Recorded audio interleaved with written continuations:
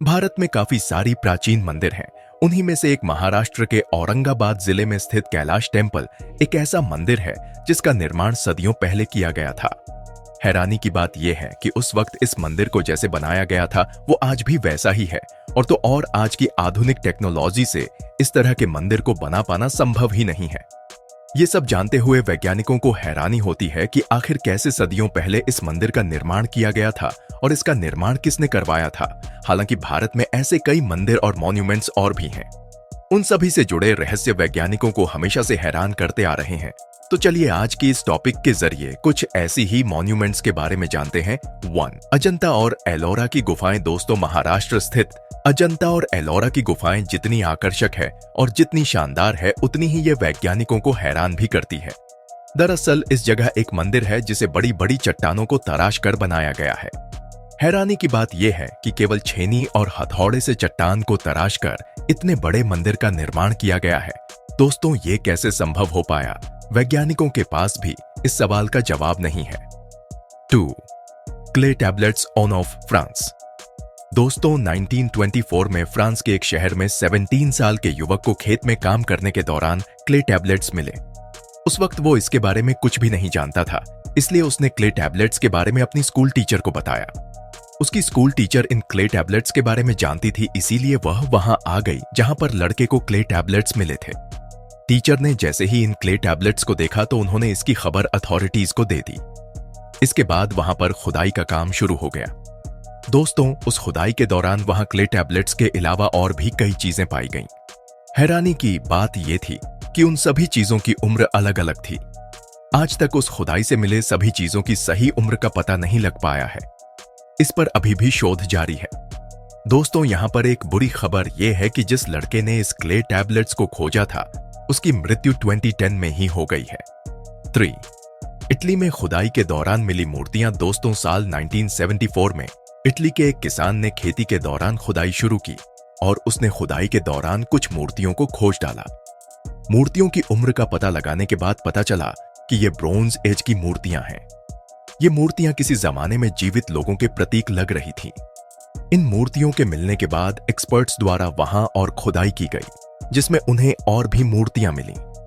इन मूर्तियों को देखकर ऐसा भी लग रहा था कि जैसे इन मूर्तियों का निर्माण एग्रीकल्चर को देखकर किया गया है, लेकिन इन पर हुए रिसर्च से यह पता चला कि ये मूर्तियां यहाँ के लोकल कल्चर का हिस्सा है। दरअसल ब्रोंज एज में इन मूर्तियों का निर्माण समाज के सभी लोगों के सम्मान में किया जाता था।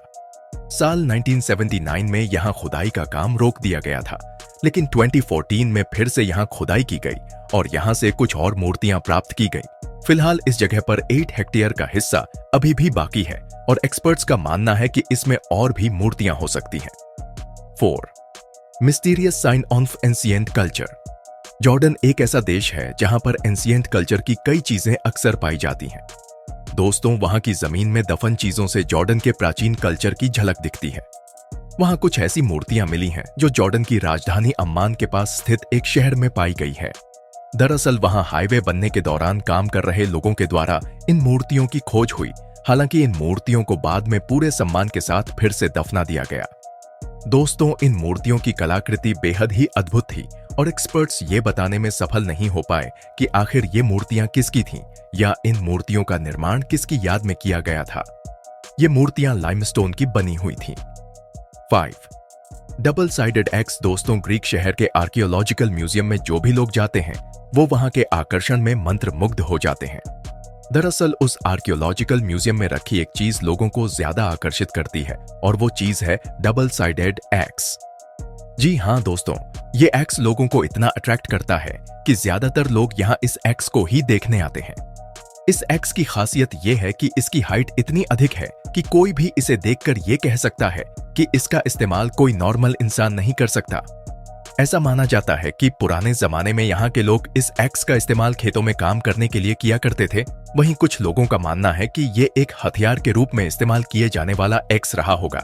वहीं कुछ अन्य लोग इसकी पूजा भगवान के अस्त्र के रूप में करते हैं। दोस्तों, देखना यही है कि आगे चलकर इस एक्स के बारे में एक्सपर्ट्स क्या बताते हैं। 6. एक लंबी तलवार। दोस्तों, ये तलवार भी उस एक्स की तरह ही अपने आकार की वजह से खास है। जी हाँ दोस्तों, जहां एक नॉर्मल तलवार की लंबाई 1 मीटर से भी कम होती है, वहां इस तलवार की लंबाई 3.7 मीटर है। इसकी लंबाई को देखकर ही कहा जा सकता है कि इसका इस्तेमाल कोई सामान्य इंसान तो नहीं ही कर सकता है। साथ ही इस तलवार को टांगे रहना भी काफी मुश्किल है, चलाने की बात तो फिर भी दूर की है। इसके पीछे की सच्चाई के बारे में अभी किसी को कोई खबर नहीं है। 7. मिस्टीरियस लिनन बुक 1858 में एक रोटेशन ऑफिसर जब अपनी नौकरी को छोड़कर अपना पैशन फॉलो करने के लिए दुनिया की सैर पर निकल पड़ा, तो इस दौरान उसने इजिप्ट का भी दौरा किया। इजिप्ट के इस दौरे पर उसने एक सर्कोफैगस को खरीदा जिसमें एक फीमेल मम्मी थी। दोस्तों, वो इस सर्कोफैगस को लेकर अपने घर आ गया और जब इसे अपने घर में लगाया तो उसमें मौजूद उस मम्मी का लिनेन कपड़ा निकल गया। हालांकि उस ऑफिसर ने कपड़े पर लिखा हुए शब्द पर कभी ध्यान नहीं दिया, लेकिन जब उसकी मौत हो गई तो उसके रिलेटिव्स को वो लिनेन कपड़े पर लिखे शब्द दिखाई पड़े। उसने इस लिनेन कपड़े को यूनिवर्सिटी ऑफ क्रोएशिया को बेच दिया। जब इस कपड़े पर लिखे गए शब्दों पर रिसर्च हुए तो एक्सपर्ट्स ने यह पाया कि ये सभी शब्द एक अरेंज्ड मैनर में लिखे हुए हैं, जो कि बहुत साल पहले लिखे गए थे। उस पूरे कपड़े पर 230 लाइनें लिखी थीं, जिसे 12 वर्षों के दौरान तक लिखा गया था। हालांकि उन शब्दों का मतलब क्या है ये आज भी पता नहीं लग पाया। 8. हाई आर्ट और कलेवर इमिटेशन मैड्रिड स्थित national archaeological museum of Spain में एक ऐसी खास मूर्ति रखी गई है जो कला का एक नायाब उदाहरण है। दोस्तों, इस म्यूजियम में अलग अलग कंट्रीज की कलाकृतियां सहेज कर रखी गई हैं। इस म्यूजियम में रखे गए एक मूर्ति का फेस कल्चरल है, साथ ही उसके कपड़े अफ्रीकन कल्चर से बिलोंग करते हैं। लेकिन एक्सपर्ट्स आज तक ये नहीं समझ पाए कि आखिर इस मूर्ति का निर्माण क्यों किया गया था।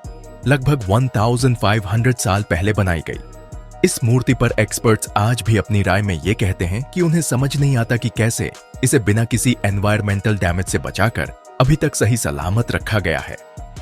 9. Monolith own of Mexico Mexico के एक शहर के बाहरी इलाके में लगभग 19वीं सदी के दौरान एक मोनोलिथ मिला।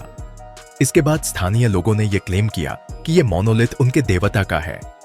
उन्होंने इस मोनोलिथ को तूफान और बारिश के देवता के रूप में बताया। लगभग 7 मीटर लंबा और 152 किलोग्राम का ये मोनोलिथ 1964 में मिला था, जिसे बाद में नेशनल म्यूजियम ऑफ एंथ्रोपोलॉजी में रखा गया। हालांकि सदियों से वीराने में पड़े मौसम की मार को झेलने के कारण ये मोनोलिथ धीरे धीरे खत्म होने लगा। इससे एक्सपर्ट्स को हैरानी भी हो रही थी कि आखिर ऐसा क्यों हो रहा है, जबकि दूसरी ओर उस मोनोलिथ को देवताओं का मानने वालों के अकॉर्डिंग उनके देवता नाराज हो गए हैं और इसीलिए वो उस मोनोलिथ से अपना रूप छोड़ रहे हैं। तो दोस्तों, आज की टॉपिक में इतना ही। मिलते हैं अगले टॉपिक के साथ, तब तक के लिए धन्यवाद।